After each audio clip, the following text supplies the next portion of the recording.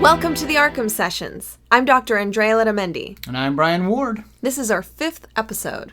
And we just wanted to start this episode out by addressing a couple of questions that we've had on Twitter, on YouTube, a few other places, Facebook. Are folks asking if your hair is real? They are. They're asking if I'm a real ginger, even though you can't see it in the podcast. They are not asking that. Oh. But it is. And they are asking about when they're going to be able to find the Arkham Sessions on iTunes. As you can probably guess, since you're listening to this via YouTube, we are not on iTunes yet. And there are a couple of reasons for that. Most importantly, you need someone who's hosting your podcast, and that costs money.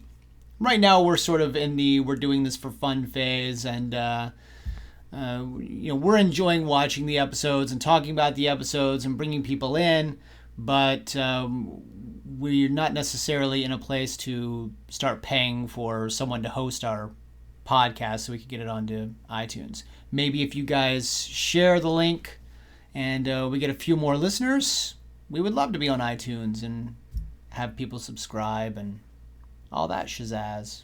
So in the meantime, we'll keep posting them on my site, underthemaskonline.com, and on your YouTube channel, which is easily searchable for the Arkham Sessions. Yeah. So just wanted to address that, and now we'll move on to our 5th episode, Pretty Poison. I'm excited to talk about this episode because we finally get introduced to some ladies. That's right. Someone besides Summer Gleason. I'm so tired of Summer Gleason. Although we do get to deal with another ginger. This is true. All the women in Batman's life apparently gingers. But this brings me to my topic of contention. So far, a good number of the villains ginger. Okay, who? We now have Pamela Isley. Okay. She's a redhead. We have Jonathan Crane. Okay. We have at least one of Scarecrow's henchmen. Okay. I believe at least one of the Joker's henchmen in last week's episode. And Captain Clown was a redhead. Captain Clown. Yeah, I mean it's now become like a thing. If you're a villain in the Batman universe, you have red hair. However, Man-Bat, when he was a human form, was not redheaded, and when he was a bat form, he certainly did not have red hairs all over his body. Okay, so you've got one villain out of 5 episodes, basically. So far. This episode is great because we're introduced to a number of new characters that we haven't seen before. Like, of course, Dr. Pamela Isley, who is Poison Ivy, Harvey Dent, who is the district attorney. Probably the best friend to Bruce Wayne that we've seen. Right. And, of course, Detective Montoya, who at the time is a police officer, but she has a couple of lines in this episode voiced by Ingrid Oliu, who is a Latin American bilingual actress who went on to do Real Women Have Curves and, went on to do a few movies. So I thought it was great that they had a Hispanic actress voice police officer Montoya for this. And you have a particular love of Montoya anyway. I do. I think that, well, as you know, this is... she was, I believe, in the comics around this time, but this show was really her debut. My understanding is that she was created for this show. Created for the show, but made an appearance in the comics a few months earlier. Mm-hmm. So let's talk about the 5th episode. We're introduced, as you said, to Pamela Isley, eco-terrorist to Gotham City. She's an environmentalist. Yeah, an extreme environmentalist. First of all, we're introduced to her hands early in the episode. It's a flashback. That is clearly a man. It is not. It does look weird. She's wearing gloves. The idea is she's wearing gloves and has like a gut. Look, we don't know. The idea is that we don't know, who this person is. We only see their hands and parts of their bodies as their body as they're picking up dirt and roses. And this is clearly a flashback. It's sort of in that sepia tone. And Harvey Dent has just been assigned as district attorney. He's there with Bruce Wayne, who has just funded this huge project. And the project is to instate this new facility, the Gotham Penitentiary. And that's kind of how we're introduced to her, at least glimpses of her. Or someone who maybe works with her or something, because it's clearly a man. Okay. Well, you're going to have to watch the episode to understand that. But yes, we don't really get the sense. Everyone, go watch the episode, Pretty Poison. You tell us in the comment section below if you think that character model is male or female. Okay, so fast forward 5 years later. 5 years to a safer Gotham. Mm-hmm. And the penitentiary is built. Someone escapes. Batman is foiling the escape, and then we are introduced through intercutting to Pamela Isley, the new girlfriend to Bruce Wayne's best friend, Harvey Dent. Right. I found it odd that they were waiting for Bruce Wayne to arrive on their date, like the three of them were going to go out, but clearly it was a very romantic date between the two of them. Well, they. As Harvey says, there's nothing we don't know about each other. He's introducing his new lady love to his best friend, and he's announcing their engagement. I think that he wanted to share more than the moment with him. Maybe this was the plan to kind of get Bruce Wayne into the relationship, you know? Okay, fine. So you're little bit of a triangle action? I don't know. I just found it odd that they were on this date and they were waiting for Bruce Wayne to show up. But I get that this they were clearly announcing after only a week of having known one another that they were being engaged. And that shows the persuasiveness of Pamela Isley, which we know as the episode progresses that she has this very manipulative quality. We're not quite sure how she's so manipulative, how she seems to get people enamored with her. But we are introduced to the notion that after only a week, men can fall in love with her. I think this is a cool scene, too, because everyone in the restaurant seems to be enamored with her charm. And she clearly is emitting this, enchanting, seductive, but also, very safe kind of vibe. So, that's the intention, right? We're drawn to her. And as she gets up from the table and walks away a little later on, you even kind of see some of the patrons at this restaurant turn and look at her and, kind of get dizzy and make moaning sounds. So, it's kind of cool. Yeah.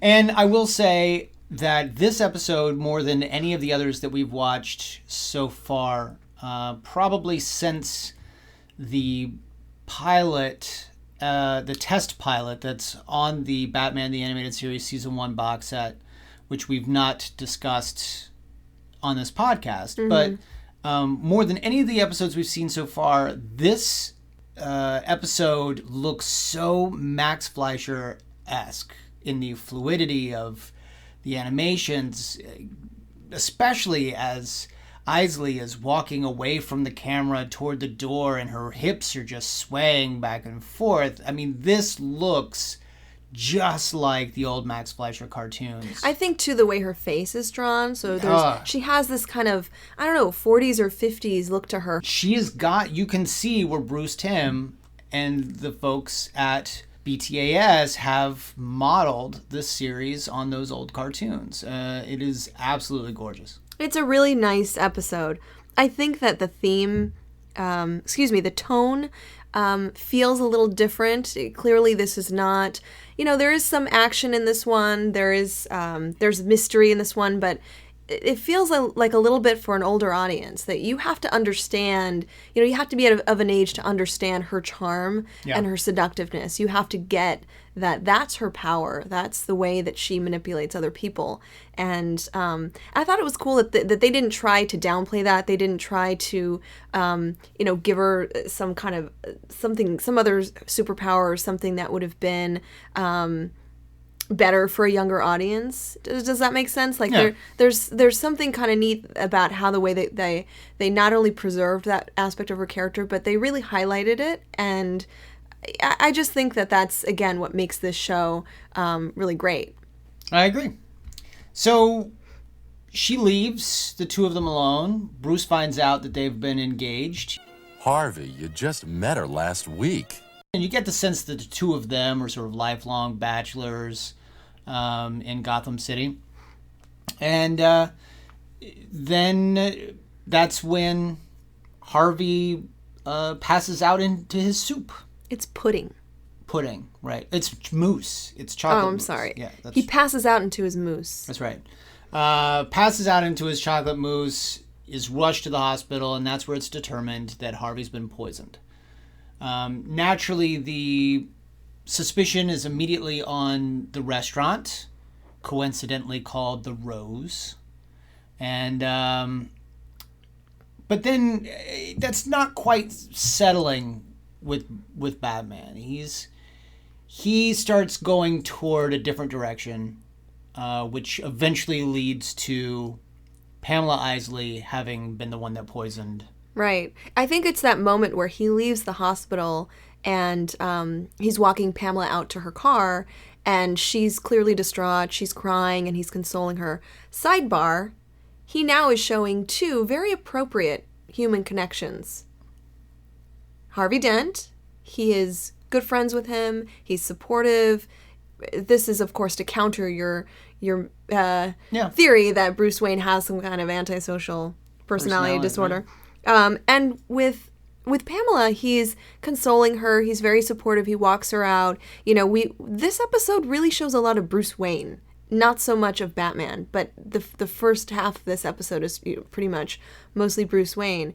And, you can see that he's connecting with her and he's consoling her and that he has empathy, which is, I don't think that's an act. I think that he truly feels that way, and he's a little bit confused by why his friend is in a coma. But there's something about the way that she hugs him, like she moves toward him. It's a little bit close. There's this feeling he gets where, you see him cock an eyebrow, like, this is weird. And he has this flashback to when... Yeah, you know why it's weird? Why? He's thinking to himself, this is weird. I'm feeling emotion. Oh, come on. Toward these characters. There must be something... What is this feeling? There must be something hypnotic about this woman. Because I clearly have antisocial personality disorder. Oh. But rather than react the way that she wants him to react, which is, like you said, to be hypnotized and mesmerized by her beauty and her body. Instead, he has this realization that she had kissed Harvey Dent at the dinner table during their date, that he was a third wheel on, and that kiss seemed to spark this notion in him that maybe that's why Harvey Dent was poisoned, or maybe there is some reasoning behind this that leads back to Pamela. So once he comes to the conclusion that it's Ivy or Isley, the entire thing comes down to a big brawl, which is actually very reminiscent of, I guess it's vice versa. The original Arkham Asylum video game, which has one of the more difficult moments for me in that video game, is the big showdown with Poison Ivy, where she's a giant plant. That's the hardest part of that game. Yeah, and because that game was written by Paul Dini, it's probably not just a coincidence that it's very reminiscent to this episode, whose story was co-developed by Paul Dini. So, right. But giant plant, giant like Venus flytrap, menacing teeth. It's got these like long tentacle things with mouths on the end of them, like chomping. But the main Venus flytrap is bigger than Batman. It's gigantic and has teeth and is kind of opening and closing its mouth. I don't think that it's coincidental that there's a female part that's associated with it, as we see it kind of, it's a giant orifice. What has my sweet little fly trap caught this time? And I like that. What do you know?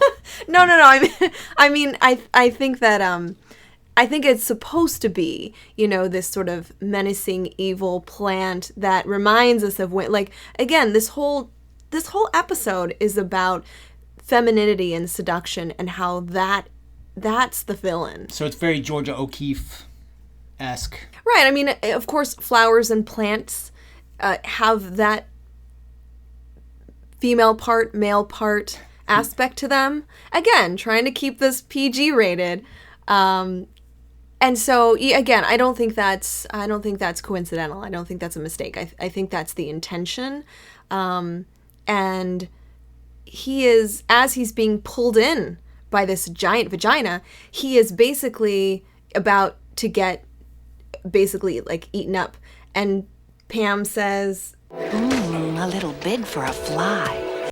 which again, You're reading a whole lot more into this episode than I ever look, expected. I'm a psychologist. I notice these things. Yeah, you've certainly gone down the Freudian path. Okay, but essentially he's trespassing into her research lab. This is a Yes. just to kind of set the environment here. It's a gigantic greenhouse. Yes. It's it's just basically similar to what you see in Arkham Asylum in the video game.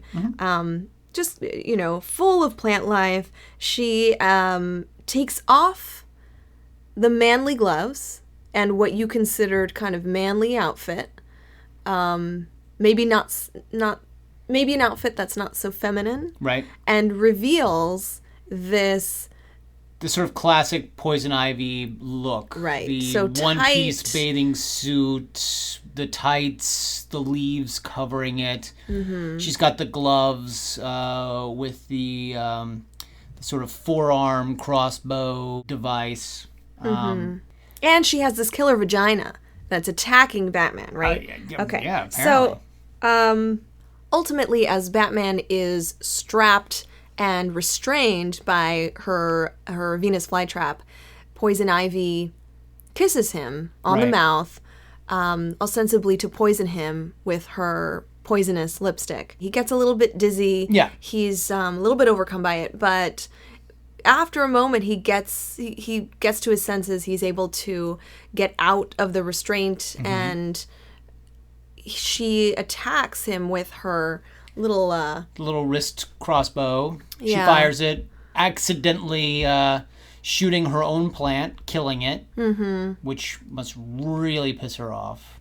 That's when we really see emotionality. That's at the point where she is hysterical. Yeah. She's got these Screams. Let's talk a little bit about, I realize that this is speculation in some degree, but let's talk a little bit about what it takes to be a person who is so socially withdrawn that her best friends are her plants, and she's got this deep affection with them, so much so that she will kill for them. What kind of person is that? That really isn't so fictional. A lot of people are drawn to other living creatures that aren't humans. There are people that prefer to be surrounded by cats. There are people that prefer to be surrounded by animals of some type. So being, having your environment be solely made of plants isn't totally unlikely. But it does mean that person is going to lack social interaction. And what does that mean about that person? It may mean that when they are socializing, when they're involved with other people, they don't quite interact successfully. They may be lacking social skills. They may not have the ability to connect and to socialize appropriately. And there are some kind of people that simply do not desire or crave social interaction. They're just simply content being by themselves or being with cats or dogs or animals or plants. That in and of itself, just wanting to be alone, that's not enough information to determine that someone has a problem. Yes, it's a red flag and it can be problematic, but just that alone, doesn't really say much. The place goes up in flames. Well, right. Batman manages to knock down some lighting. It lands in some water. The whole greenhouse goes up in flames, and all of her plants are being destroyed. She grabs the pot with the couple of roses that are left, and ostensibly these are the last roses that she has. This particular type of rose, which had been sent. People thought it had gone extinct 5 years ago. Mm-hmm. Not coincidentally, the same time that her new love, Harvey Dent, was breaking ground on the penitentiary. So now we're seeing that there was actually motivation. There's a reason why Pamela was going after Harvey. Harvey had to pay for his crime. What crime? Why, murder, of course. Right. This was revenge. Right. She completely blames Harvey Dent for the near extinction of this particular rose. Yeah. She ends up going to prison. Batman gets the antidote. The bottle for the weed. Gives it to Harvey. All is well. She goes to the Gotham Penitentiary, the exact place that was constructed right over, the dirt. Yeah. Where, her roses were growing. I mean, it's a little sad, I think. Yeah, for sure. I think what's great about Poison Ivy is that she's a little bit more complicated than a lot of other villains in a few ways. This episode actually introduces us to her fairly well. It describes her as a research chemist with a cosmetics firm, and she's developing some new fragrances. So the Nightshade. Nightshade, of course, being a highly poisonous plant. Oh. It will kill you. Apparently. And, we learn that she has a PhD in botany from Gotham University, where she still lectures. So we get the idea that she's an intelligent, well-respected woman in the community. We know that she is a researcher, a scientist of sorts, and that she's also a woman who is desired after, that she is maybe not unlike Harvey Dent, someone who's recognizable in Gotham City. And so, here we have this strong, dedicated, intelligent, and very sexy woman who is, going after the district attorney, or at least coupling up with the district attorney. Did you see anything in this woman that maybe threw up a red flag or two? I like her, and there's nothing wrong with her. All right, that's fair. No, I think that, again, she's very complicated, but one thing that of course we all notice about her is that her first foot forward, at least as Poison Ivy, is that she is very emotional. She is somewhat dramatic. She is seductive. The way that she interacts with men, the way that she carries herself. And I think that she does have this heightened, seductive, charming, enchanting way about her. Now, it's certainly not abnormal or problematic if someone happens to be very seductive. If a woman happens to be attractive and seductive, I mean, clearly there's nothing wrong with that. But for someone to utilize that aspect of themselves, almost in this pervasive way, it's how they identify themselves, it's how others identify them, then that's where then it becomes sort of this characterological trait, and that's where you might see some problems. So what kind of, is there like a personality disorder or something where you could find these sorts of traits? There are. And you mentioned personality disorder, and we've talked about personality disorders before on the show. Personality disorders, I just want to mention, it's like a group or a class of mental disorders. And they're a little bit different in the sense that a personality disorder, as the name implies, is characterized by an enduring pattern of behaviors and emotions that, as I said, basically someone sees themselves in a certain way and sees other people in a certain way. And this is not so much episodic, like for anxiety, you have various anxiety attacks or episodes, or you have depressed episodes. A personality disorder is a more pervasive, enduring experience. It's about somebody's character. And for that reason, they're a little bit harder to diagnose. Certainly you need a lot more information to determine if someone has a personality disorder. And there are different classes or types of personality disorders.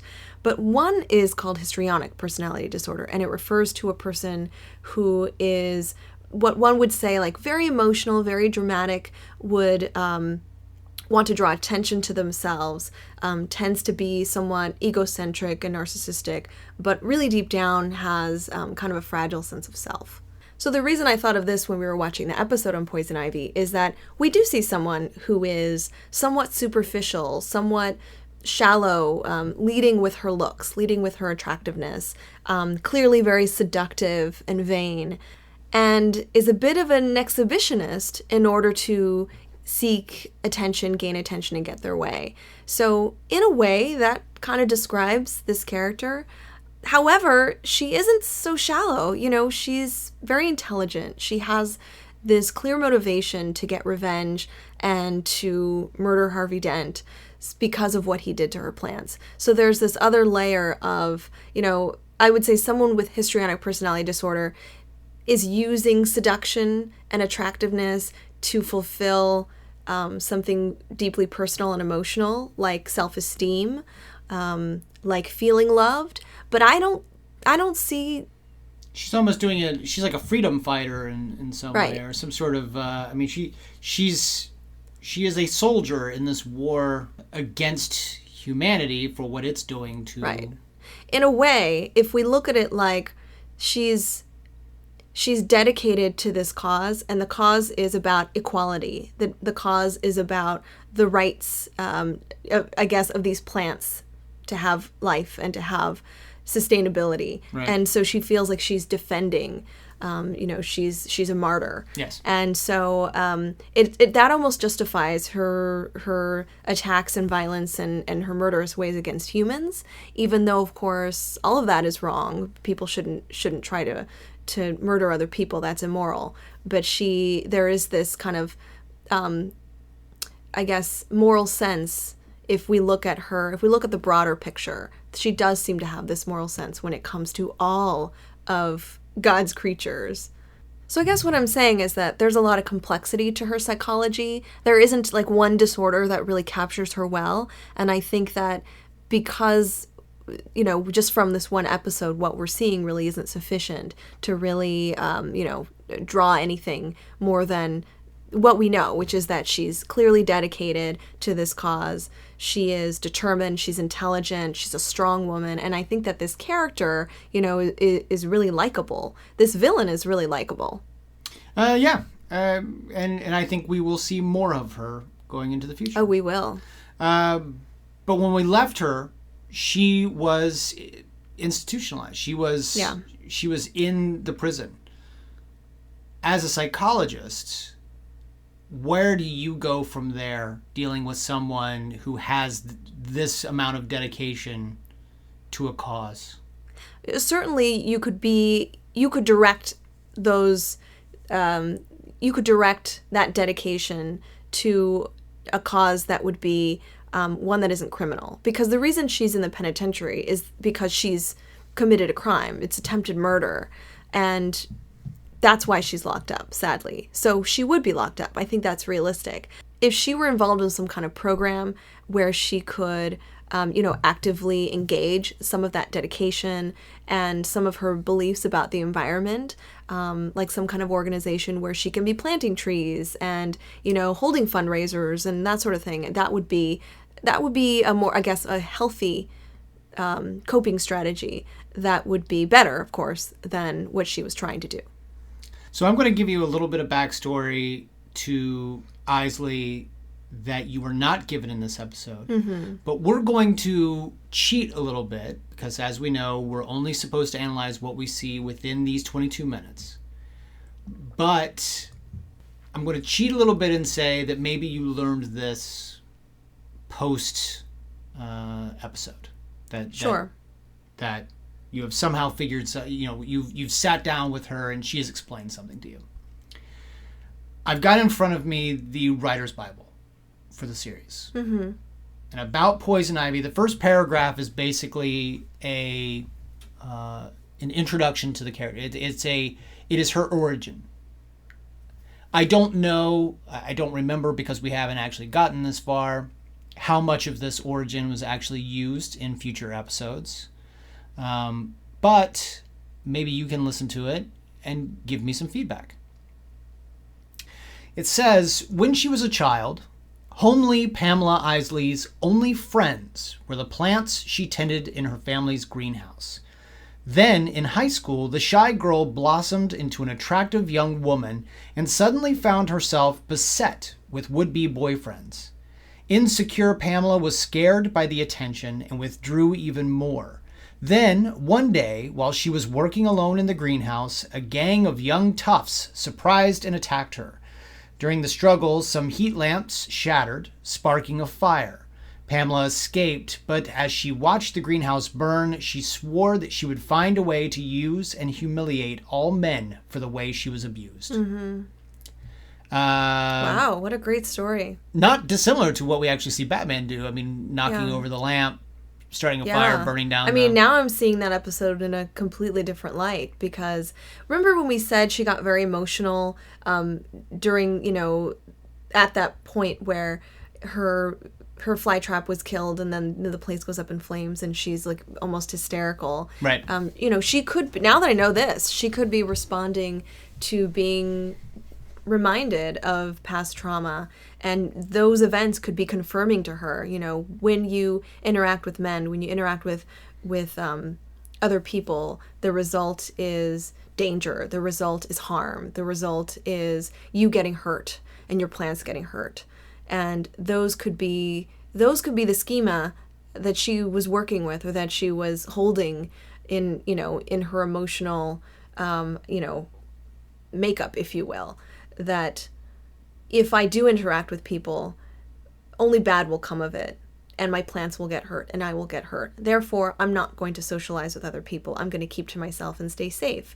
And now that I, hear this story, I feel like, well, of course you do. If this were a patient sitting in front of me and they described that to me, my reaction would be, yeah, of course you feel that way. I would feel that way too. You're coping and trying to, you're basically you've adapted to the environment that was presented to you, the world that was presented to you, and you're just trying to keep yourself safe. So remember when I said that just knowing that someone is antisocial or keeping to themselves, they're isolated, like that alone is not enough to really determine what's going on with them, or if they even have a condition. The information that you shared with me would clearly be able to identify what could be going on with her, right? So now I know why she's isolated. Now I know why that, she tends to stick to her plants and she doesn't socialize, interact, not just with anybody, but with men in particular, because there's a trauma history there. So I think, thank God for the Writer's Bible, because now we have some this rich backstory to go from. So that's episode 5, gang.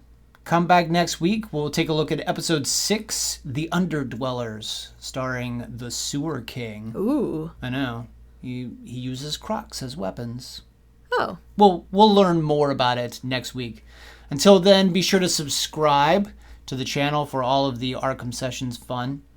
And we will see you next week. I'm Brian Ward. I'm Dr. Andrea Letamendi. Have a great week, guys.